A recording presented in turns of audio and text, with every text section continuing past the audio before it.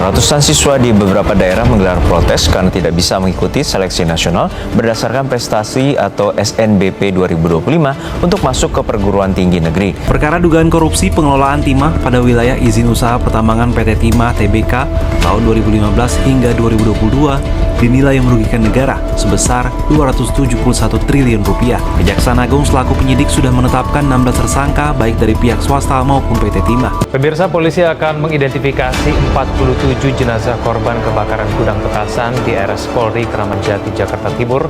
Proses identifikasi diperkirakan akan berlangsung 1 minggu.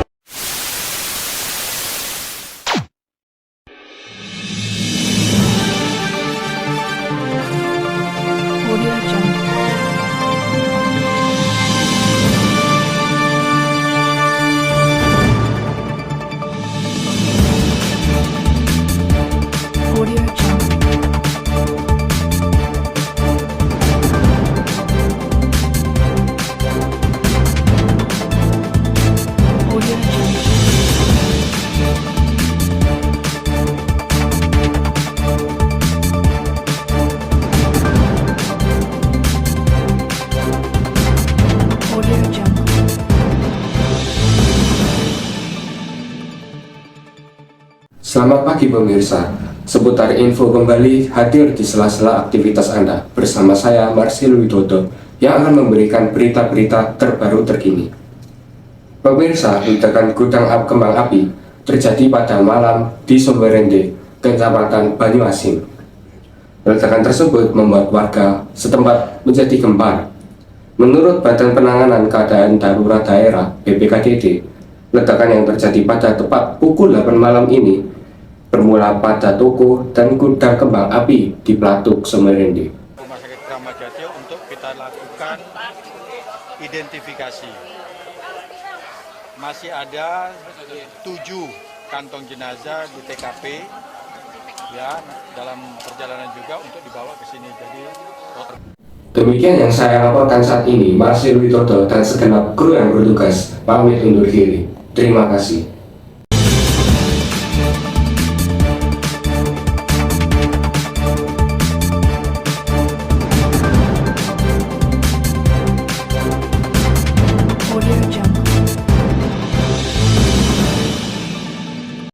Bangun pagi ku minum susu, bantu sehat kuat tubuhku, dukung daya tahan alami, baik kini dan juga nanti.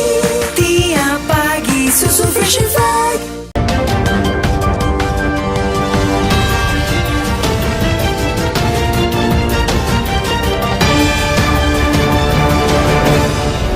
Selamat pagi pemirsa, Anda menyaksikan kembali di Podcast Breaking News dengan saya Elizabeth Lydia. Dan depan saya, Surini Bagi, memiliki berita yang sangat penting dan sangat mengembangkan di Indonesia. Salah satunya kasus korupsi yang terjadi di Indonesia selama 8 tahun terakhir dan telah mencapai angka yang sangat fantastis, yaitu 271.000 triliun.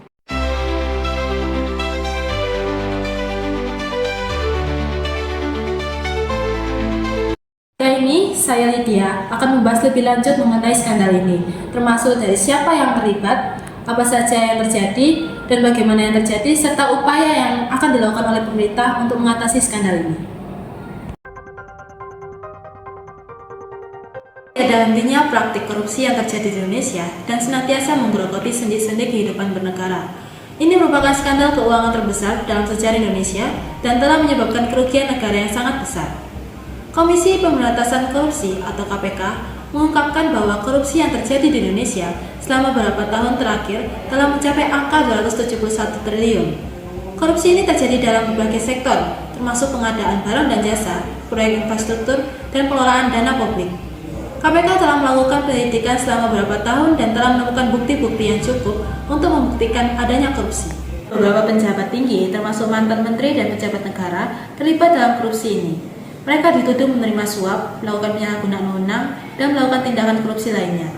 KPK telah menyerahkan berkas-berkas perkara kepada Kejaksaan Agung untuk dilakukan penuntutan. Jika mereka terbukti bersalah, para terdakwa dapat dihukum dengan hukuman penjara selama beberapa tahun dan denda yang besar.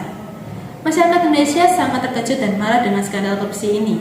Banyak yang menuntut agar para terdakwa dihukum dengan hukuman yang setimpal dan agar pemerintah melakukan tindakan yang lebih serius untuk mencegah korupsi di masa depan.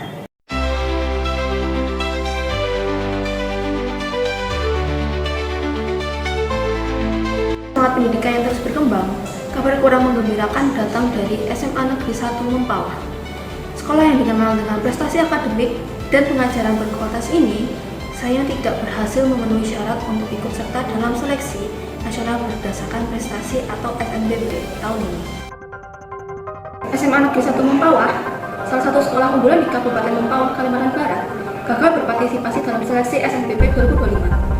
Keputusan ini disebabkan oleh masalah administrasi yang terjadi saat penerimaan data calon peserta ke sistem pusat. Pihak sekolah menyayangkan kejadian tersebut, yang mengakibatkan siswa-siswi yang seharusnya berpeluang mengikuti ujian seleksi masuk perguruan tinggi melalui jalur prestasi ini, kini harus mencari alternatif lain.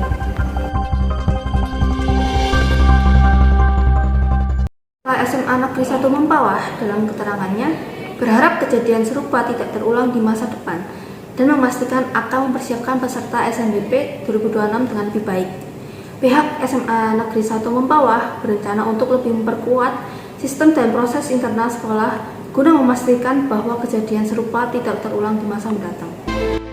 Dari Hopeless Daily News, saya Jolin Dan saya Dia, pamit undur diri. Mohon maaf jika ada salah kata. Sampai jumpa di lain hari. terima kasih.